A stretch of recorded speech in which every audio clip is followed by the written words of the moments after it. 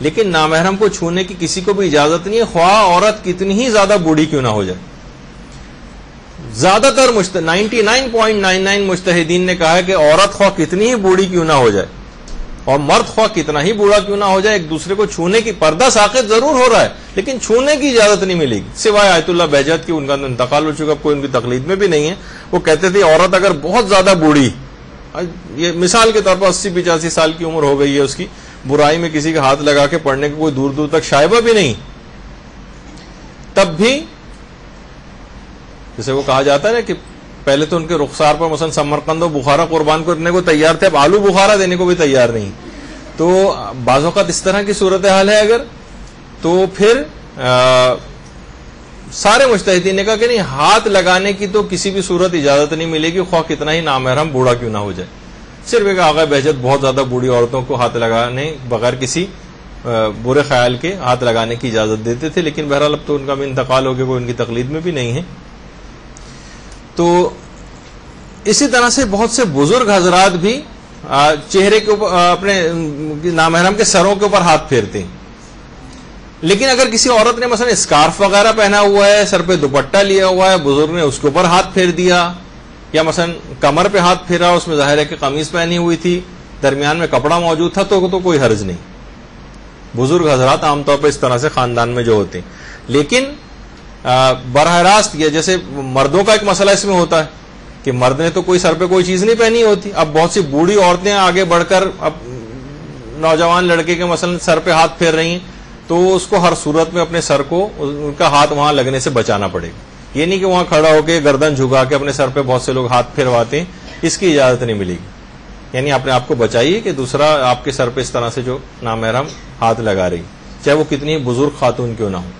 تو مردوں کے لحاظ سے بھی، اور عورتیں تو ظاہر ہے ان کو تو ویسے ہی بوڑھے مرد سے بھی نامحرم سے پردہ کرنا ہوتا ہے، چاہے جائے کا وہ ہاتھ بھی لگانے اگر آ رہا ہے تو کم سے کم سر پہ کوئی چیز ایسی ہو کہ یہ اندیشہ کہ ابھی بہت سے بزرگ ایسے ہیں کہ چھوڑیں گے نہیں اور ہاتھ لگا کے سر پہ دم لیں گے، تو کچھ نہ کچھ آپ مثلا سر پہ کوئی نہ کوئی چیز پہننی پڑے گی. اچھا، اب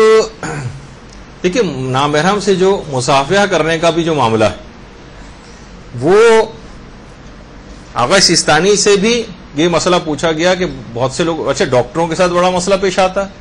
وہاں، تو جس طریقے سے کوئی بھی مریض آئے تو باقاعدہ میڈیکل ایتھکس میں ہے کہ جناب اس سے مصافحہ کیا جائے، اس سے کانفیڈنس گین کیا جائے پہلے. تو باہر جو افراد ہیں بیچارے بے انتہا پریشان ہیں، مثلا اگر وہ ہاتھ نہیں ملائیں اس سے بہت روڈ سمجھا جا رہا ہے اس کو، اور بڑی پریشانیاں ان ڈاکٹروں کو ہو جاتی ہیں، خاص طور پر اگر دیندار ڈاکٹر ہیں. جو بے دین ہیں ان کے لیے تو کوئی مسئلہ ہی نہیں ہے کبھی بھی کچھ بھی، لیکن اگر وہ اس طرح سے بچ رہے ہیں تو بعض اوقات وہ شکایت بھی کر سکتے ہیں جا کے انتظامیہ کو، اور بعض اوقات جو بیچارے دیندار ڈاکٹر یہاں پر بھی ہوتے ہیں، تو اگر کوئی کسی نے گلوز پہن کے کوئی مریض کو دیکھ رہا ہے تو اس کے تھوڑی دیر بعد وہ مریض تو چلی جاتی ہے، پھر دوبارہ اپنے خاندان والوں کے ساتھ آتی ہے کہ ڈاکٹر صاحب بتائیے کوئی خطرناک بیماری تو نہیں کہ آپ نے اس کو گلوز پہن کے مثلا جو ہے چیک کیا ہے. اب ان کو کون بتائے کہ یہ محرم نامحرم کی وجہ سے یہ مسئلہ تھا. تو بہرحال تو آقا سیستانی سے بھی یہ پوچھا گیا کہ بھئی ہم اس ماحول اور معاشرے کے اندر موجود ہیں، ہم اگر ہم یہاں پر نامحرم سے مصافحہ نہیں کرتے تو یہ سوء ادب سمجھا جاتا ہے، یہ بہت لوگ مائنڈ کرتے ہیں اس کو.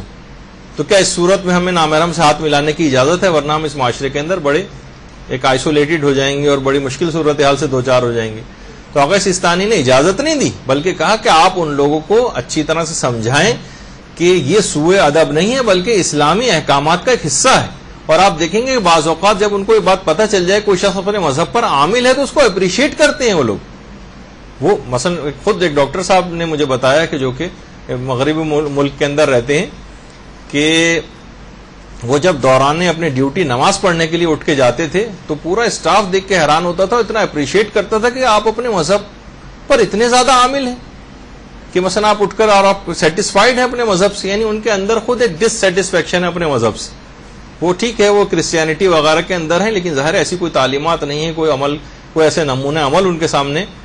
موجود نہیں ہوتے. حتیٰ کہ ان کے جو اپنے جو پریسٹ اور وہ سب بھی ہے ان کو بھی آپ نے دیکھا ہوا ہے کہ وہ سب داڑھی منڈے اور ہر قسم کے فسق و فجور کے اندر وہ لوگ بھی مبتلا نظر آتے ہیں. تو وہ اپنے اندر سے کھوکھلا سا محسوس کرتے ہیں مذہبی اعتبار سے. تو کسی مذہب کو اپنے مذہب پہ عامل دیکھتے ہیں تو اپریشیٹ کرتے ہیں. یا آپ نے اپنے طور پر گمان کیا ہوا ہے کہ اس کو بہت برا لگ رہا ہے. ایک دفعہ اس کو صحیح طور پر یہ بات بتا دی جائے کہ میں کسی کراہیت، حقارت اور نفرت کی وجہ سے ایسا نہیں کر رہا، کسی مذہبی منافرت کی بنا پر. یہ ہمارے اسلامی احکام کا ایک حصہ ہے، صرف آپ سے مخصوص نہیں ہے. کسی بھی نامحرم سے، خواہ مسلمان ہی کیوں نہ ہو، ہم مصافحہ نہیں کرتے.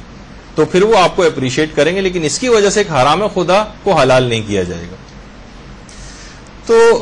یہ ایک خاص بات اس میں تھی. اور اس میں ہاتھ لگنے کے حوالے سے جو احتیاطی موارد ہیں ان کا اس سے پہلے بھی میں نے تذکرہ کیا تھا آپ کے سامنے،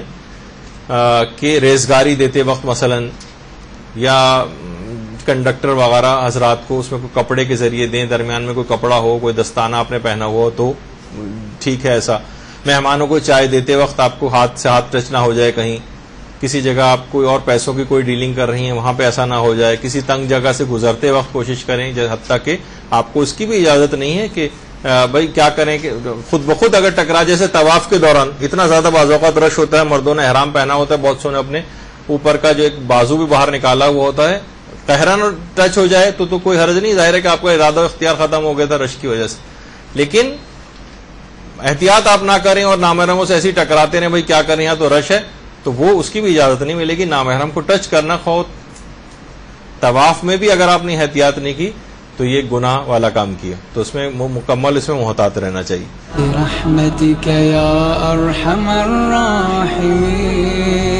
وصلی اللہ علی محمد و